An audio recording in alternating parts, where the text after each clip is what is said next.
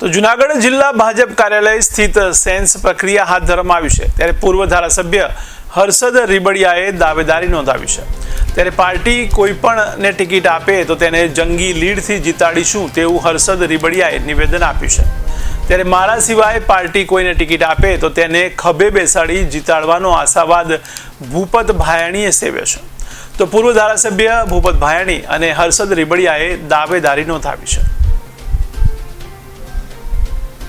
ભાઈ આજે સેન્સની પ્રક્રિયા ચાલુ છે અને ક્યાંક ને ક્યાંક વાત કરીએ તો ઉમેદવારો નક્કી થશે શું કહેવું તમારા માટે? આજે 87 વિસાવદર વિધાનસભાના ઇલેક્શન જાહેર થયા પછી ભારતીય જનતા પાર્ટી દ્વારા સેન્સની પ્રક્રિયા રાખી ખૂબ સારી બાબત છે અને આજે દાવેદારોને પણ દાવો કરવાનો હતો તો મેં મારો દાવો ઉમેદવાર તરીકેનો નોંધાવ્યો છે અને તમામ આગેવાનો સાથે મળી કોઈ પણ સંજોગે આ વખતે ભારતીય જનતા પાર્ટીનો કોઈ પણ ઉમેદવાર આવે અને જંગી લીડથી જીતાડશું।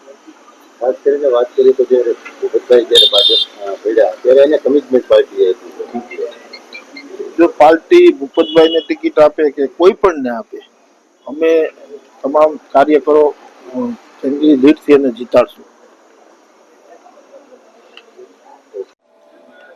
શું કહેશો આજની સેન્સ? આજે અમારી ભારતીય જનતા પાર્ટીની નિરીક્ષકોની ટીમ જૂનાગઢ જિલ્લા ભાજપ કાર્યાલય ખાતે આવેલ હતી અને તમામ કાર્યકર્તાઓને પોતાના વિચારો વ્યક્ત કરવા, પોતાની ઈચ્છાઓ વ્યક્ત કરવી અને વિસ્તારની સ્થિતિ શું છે એની જાણકારી નિરીક્ષકોને આપવાની આ મુદ્દાઓ સબબ આજે નિરીક્ષકો અહીં આવેલ હતા તો તમામ કાર્યકર્તાઓને શાંતિથી સાંભળેલા છે અને કોઈ પણ વ્યક્તિ જે ચૂંટણી લડવા ઈચ્છતા હોય એવા લોકોને દાવેદારી કરવાની પણ એક પાર્ટીએ તક આપેલી છે।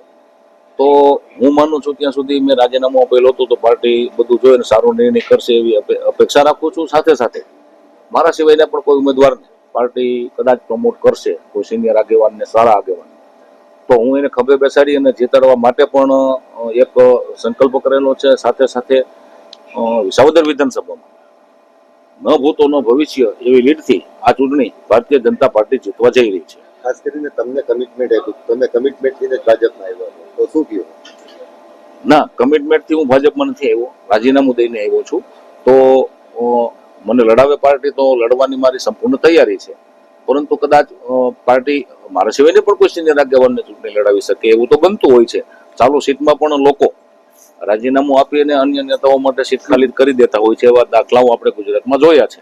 દાખલા તરીકે નરેન્દ્રભાઈ જ્યારે મુખ્યમંત્રી બન્યા, આપણા વડાપ્રધાન, માનનીય વડાપ્રધાન, ત્યારે વજુભાઈ વાળાએ પણ પોતાની સીટ ખાલી કરીને એમને સ્થાન આપ્યું હતું। તો પાર્ટીમાં, અમારી ભારતીય જનતા પાર્ટીમાં તો હું નહીં તું એ પરિવારની પાર્ટી છે, એવું નહીં કે હું જ, પણ હું નહીં તો તું એવી ભાવનાથી આજે પાર્ટી પરિવાર જૂનાગઢ જિલ્લામાં ચાલતો હોય તો મને નથી લાગતું કે ક્યાંય પણ કોઈ અસર ચૂંટણી ઉપર આવે।